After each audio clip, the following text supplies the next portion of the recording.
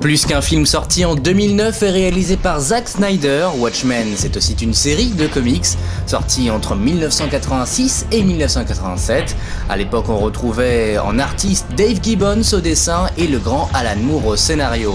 Mais Watchmen c'est aujourd'hui une nouvelle série de comics éditée par DC Comics et pour en parler aujourd'hui un spécialiste du genre, Sullivan, il est aussi le rédacteur en chef du site Comics Blog.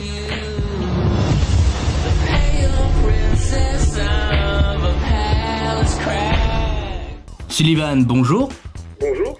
Alors, est-ce que tu peux nous parler de ce Watchmen 2 ? Qu'est-ce que c'est que cette nouvelle série ?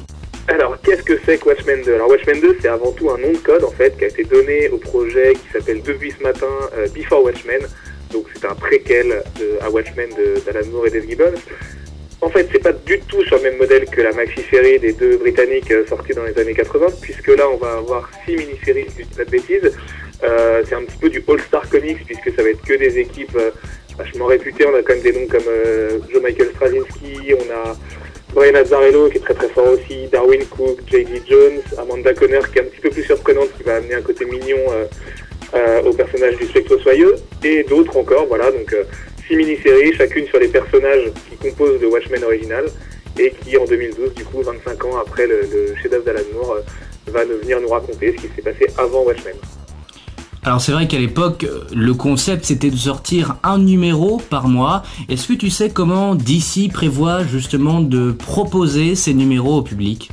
Alors on a très très peu d'informations. DC a été super nébuleux dans son communiqué ce matin vis-à-vis des sorties. Il n'y a même pas de date de sortie, même pas d'année de sortie. Donc ça se trouve ce Before Watchmen sortira qu'en 2013. Ce serait quand même bien dommage pour tout le monde.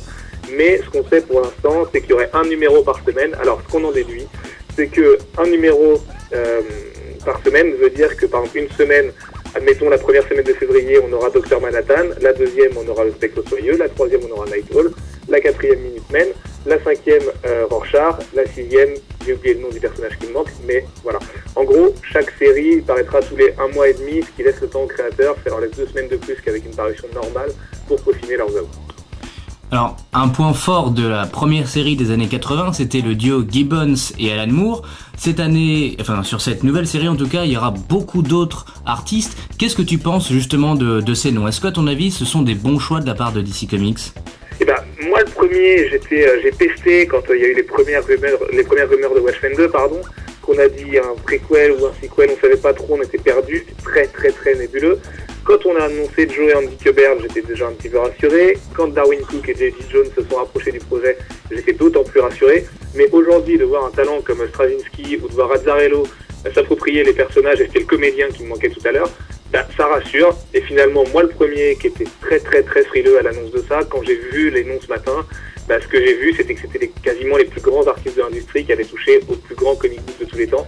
Donc j'ai envie de laisser leur chance, et au contraire d'Alan Moore qui a été très très sanguin dans le New York Times aujourd'hui, j'ai envie d'attendre, et peut-être que ce sera pas terrible, peut-être que c'est juste un pur coup marketing, mais au contraire des gens qui parlent de surexploitation, j'ai envie de dire que la licence en BD, elle n'a pas été exploitée depuis 25 ans, donc c'est peut-être le moment de le faire.